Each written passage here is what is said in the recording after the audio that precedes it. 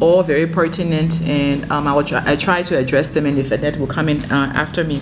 In terms of the U.S. government support, 2 weeks ago you heard that the U.S. government released $223 million to WFP for increasing WFP's capacity to be able to address the humanitarian needs in the country in relation to food security. But I want to also add that Japan recently also contributed $9 million. And in addition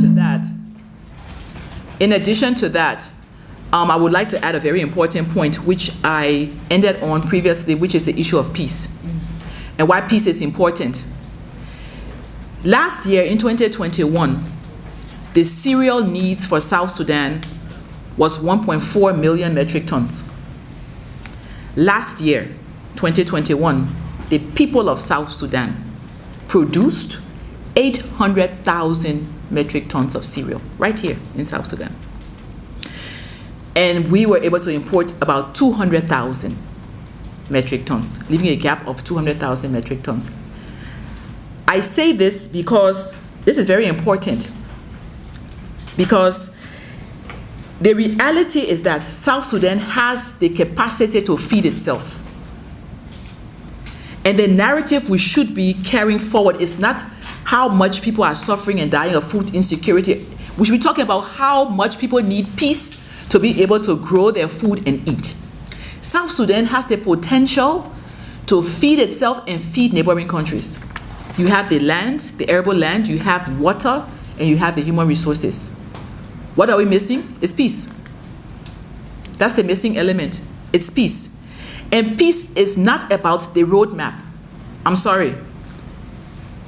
Because the roadmap does not define how people live together peaceably.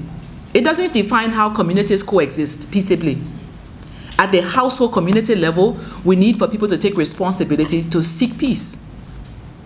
If you want your household to be in peace, you will have peace. If you want your community to be in peace, you will have peace. You'll reject any action that forces you to fight each other. So this is about how we work together with communities, and there are local solutions. I've seen across this country local solutions to peace. I've seen communities come up with their own ideas on how to solve peace between their communities. I was so impressed. I saw it recently in Tonj. It is possible. I will also link that then to the question that asked me about my visits to Warrap and Jonglei and so forth. I've been to many places across the country. I've been to Abyei, I've been to Wau, I've been to Malakal, I've been to different places in Jonglei, I've been to Torit, I've been to Awiu. I'm proud to say I travel the country, I don't sit in Juba. So when I'm speaking to you based on what I know, not what I think. Because what I think really doesn't matter. What I know from the people of South Sudan is what matters, and what they've told me. I have not been to Lear, by the way, just to correct that. I haven't been to Lear, but I've been to many places, and I will continue to go to places. Because every time I go, I learn. I continue to learn. And recently, somebody told me, we want to learn from the Liberian experience. I said, you are Liberian, and Liberia now has peace. And we went there, we did a study tour, and we saw the things you did, and we want to use some of those practices here in South Sudan. My response was, that is good, but South Sudan has local solutions. Because I go to the communities and I hear the local solutions, and we need to listen to the people of South Sudan all across this country. My impression when I go to these places, I see opportunity. I do. I see opportunity. I see strong women. I see strong young women. I see strong people who need direction, who need an opportunity to participate in their own development. That's what I see. That's my impression. My impression is there is a dream of a South Sudan that can achieve the SDGs, the Sustainable Development Goals. It is possible. That's my impression. My impression is people are in a difficult situation now. People are in desperate need now. But if we have peace, people will put their hands to the plow and join their hands in developing this country. And that's the opportunity they deserve. An opportunity to help to develop this country.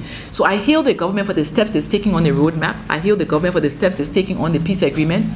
But my impression is that we need to do more at the community level.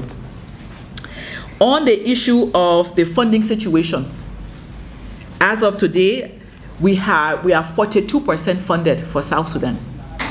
42%. We are in the 8th month of the year. I would have hoped that we'll be 80% funded. We are 42% funded. And we are competing with global crises.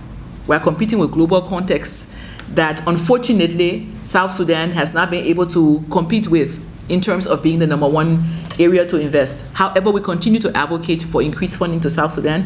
We want to thank the donors in South Sudan. I can tell you the donors who are here in South Sudan, the ambassadors, the heads of mission, and the heads of cooperation, I can tell you they are trying their best for South Sudan. How do I know that? I visited some of their capitals.